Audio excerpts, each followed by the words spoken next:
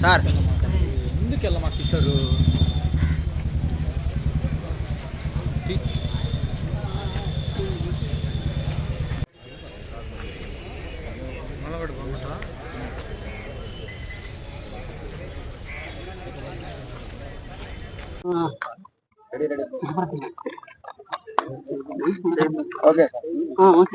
సినీ నటుడు పోసాని కృష్ణమురళి గారిని సోషల్ మీడియాలో అసభ్య పదజాలంతో తిట్టాడని చెప్పి ఈ రాష్ట్రంలో 14 కేసులు నమోదు చేయడం జరిగింది. ఇప్పటి వరకు కూడా 14 చోట్ల 14 కేసులు 14 పోలీస్ స్టేషన్లో రికార్డు చేయడం జరిగింది. ఈరోజు రాజంపేట నుంచి నర్సరావుపేట తీసుకొస్తున్నారు. ఆన్ ద వేలో ఉన్నాడు కృష్ణమురళి గారు. ఈరోజు ఏంటి కంప్లైంట్ ఏంటని ఒక్కసారి చూస్తే, నర్సరావుపేటలో కొట్టా కిరణ్ అనే తెలుగుదేశం పార్టీ నాయకుడు ఇచ్చిన కంప్లైంట్.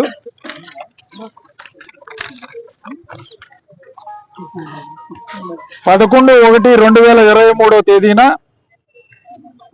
సినీ నటుడైన కృష్ణమురళి గారు సోషల్ మీడియాలో మా నాయకులైన చంద్రబాబు నాయుడు గారు, పవన్ కళ్యాణ్ గారు, లోకేష్ బాబు గారిపై అసభ్య పదజాలంతో పోస్టులు పెడుతూ వారిని అవహేళన చేసే విధంగా వారి మాట తీరు, వారి ప్రవర్తన ఉందన్న వారిపై చట్టపరమైన చర్యలు తీసుకోవాల్సిందిగా కోరుచూ ఆయన ఒక కంప్లైంట్, అది ఏది 23లో అంటే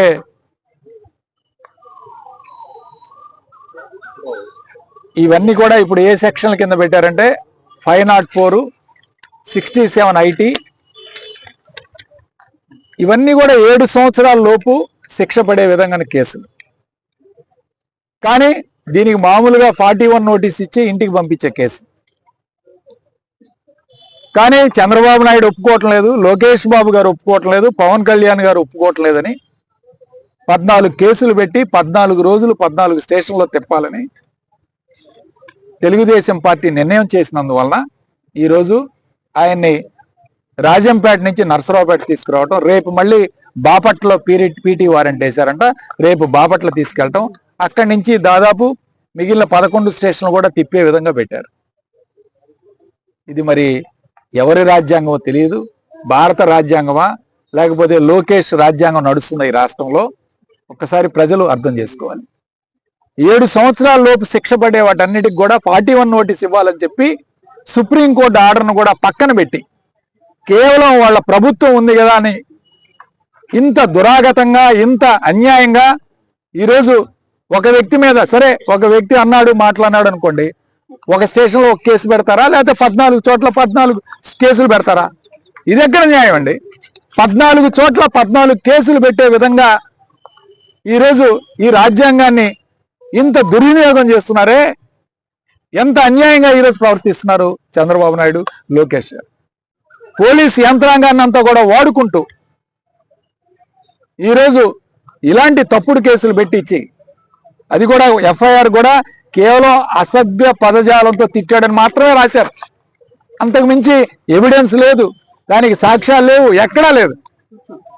ఒకే ఒక్క మాట అసభ్య పదజాలంతో మా నాయకులను తిట్టాడు అని కంప్లైంట్ ఇచ్చారు. దీనికి నిజంగా చట్టపరమైన ఎవరైనా తిడితే ఏం చేస్తారండి? మన ఇంటి పక్కన ఉన్నోళ్ళు లేకపోతే మనకి వ్యతిరేకంగా ఎవరైనా మాట్లాడినప్పుడు తిడితే పోలీస్ స్టేషన్ కంప్లైంట్ ఇస్తే వాళ్ళని పిలిచి మందలించి పంపిస్తారు, లేదా కేసు పెట్టాలనుకుంటే 41 నోటీస్ ఇచ్చి పంపిస్తారు. దాన్ని ఇవాళ ఈ విధంగా ఎంత దుర్మార్గంగా పరిపాలన చేస్తున్నారో ఒక్కసారి ప్రజలు అర్థం చేసుకోవాలి. ఆయన ఆరోగ్యం బాగలేదు, 60 సంవత్సరాల పైచీలకు, గుండెలో స్టెంట్లు వేయించుకున్నాడు, దానికి మందులు వాడుతున్నాడు అని వాళ్ళ భార్య రిక్వెస్ట్ చేసినా ఎవరు రిక్వెస్ట్ చేసినా ఆయన్ని తీసుకొచ్చి ఇవాళ వాళ్ళ ఆనందం కోసం ఇవాళ ఈ కార్యక్రమం చేస్తున్నారు. నేను ఒకటే చెప్తున్నాను, అధికారం ఎప్పుడు శాశ్వతం కాదు, మీకు గుర్తుపెట్టుకోండి. ఇవాళ 14 కేసులు పెట్టారు, రేపు 30 కేసులు పెట్టే కార్యక్రమం కూడా జరుగుతుంది ప్రతి ఒక్కరికి అని చెప్పి కూడా హెచ్చరించే కార్యక్రమం చేస్తున్నారు. వీళ్ళందరినీ వదిలిపెట్టే ప్రసక్తే లేదు. ఇవాళ ఒక ముఖ్యమంత్రి మాట్లాడుతున్నాడు నిన్న మొన్న. ఒక ముఖ్యమంత్రి అంటే రాజ్యాంగ పదవిలో ఉండాల్సిన వ్యక్తి చంద్రబాబు నాయుడు. ఆయన అంటున్నాడు వైఎస్ఆర్ కాంగ్రెస్ పార్టీ వాళ్ళకి డైరెక్ట్ గా కానీ ఇండైరెక్ట్ గా కానీ వాళ్ళకి ఏదైనా ఉపకారం చేస్తే సహించేది లేదు, పాముకి పాలు పోసినట్లే అవుతుంది అని చెప్పి ఒక ముఖ్యమంత్రి స్థానంలో ఉన్న వ్యక్తి మాట్లాడుతున్నాడు. అంటే ఆయన వైఎస్ఆర్ కాంగ్రెస్ పార్టీ ప్రజలకు ముఖ్యమంత్రి కాదా? ఈ రాష్ట్రానికి ముఖ్యమంత్రి కాదా? కేవలం ఆయనకు ఓటేసిన వాళ్ళకే ముఖ్యమంత్రి? ఒక రాజ్యాంగ పదవిలో ఉండి రాజ్యాంగం ప్రకారం ప్రమాణ స్వీకారం చేసిన ముఖ్యమంత్రి ఇవాళ ఇంత ఏకపక్షంగా ఆయన మొదటి రోజు ముఖ్యమంత్రిగా బాధ్యత తీసుకున్నప్పుడే చెప్పాడు పోలీసు వారికి, కలెక్టర్ మీటింగ్లో ఏం చెప్పాడు? రాజ్యాంగ పరిపాలన జరుగుతుందని చెప్పాడు. రాజ్యాంగ పరిపాలన అనేది పార్టీ పరంగా ఎవరైతే ఉన్నారో వాళ్ళందరికీ కూడా మేలు చేసే కార్యక్రమం చేయాలి మీరు, మేము చెప్తే ఏది ఒక రాజకీయ పరిపాలన జరుగుతుందని చెప్పాడు చంద్రబాబు నాయుడు గారు. ముఖ్యమంత్రి స్థానంలో ఉన్న వ్యక్తి ఈ విధంగా మాట్లాడితే ఇక కింద స్థాయిలో ఎవరైనా ఏం పని చేస్తారండి? చాలా అన్యాయంగా ఈ రాష్ట్రంలో పరిపాలన జరుగుతూ ఉంది. కేవలం విర్రవీగుతూ ఉన్నారు. ప్రజల్లో ఆల్రెడీ వ్యతిరేకత వచ్చింది. ఇవాళ ఉత్తరాంధ్ర ఉపాధ్యాయుల ఎమ్మెల్సీలో ఒకసారి తీసుకోండి. ప్రభుత్వంలో ఉన్న వాళ్ళందరూ కూడా చెప్తున్నాం, టీచర్స్ ఎమ్మెల్సీలో మొదటి ప్రాధాన్యత ఇప్పటి వరకు లెక్కించిన మొదటి ప్రాధాన్యత వేటులో ఈ కూటమి ప్రభుత్వ క్యాండిడేట్ కన్నా కూడా పిఆర్టీయూ క్యాండిడేట్ దాదాపు 500 ఓట్ల ఆధిక్యతలో ఉన్నాడు. ఇవాళ టీచర్స్ అందరూ వ్యతిరేకంగా ఓటేశారు లేదా? మీరు గుర్తుపెట్టుకోండి, ఎన్నో రోజులు పట్టలేదు, 9 నెలల్లోనే ఈ ప్రభుత్వం మీద తీవ్ర వ్యతిరేకత ఈరోజు ప్రజల్లో ఉంది. కానీ ప్రజలు ఎవరో అప్పుడే బయటపడరు.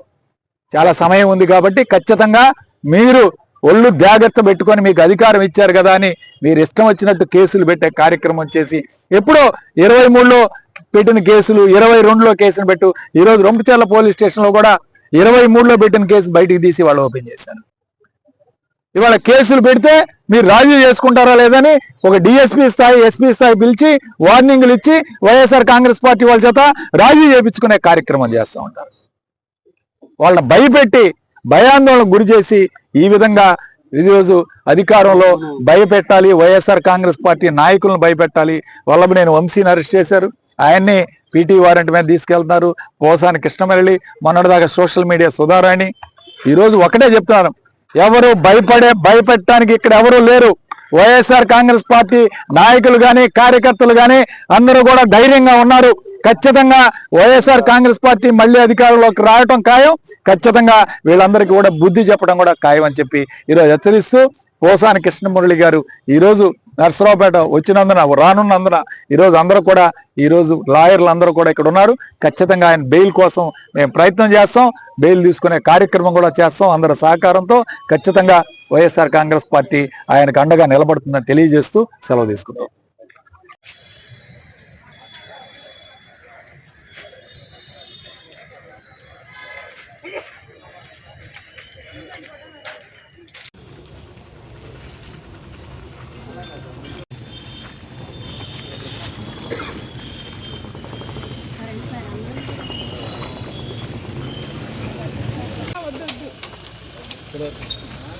మీరు మమ్మల్ని అర్థం చేసుకోవాలి అంతే. ఇదేంటి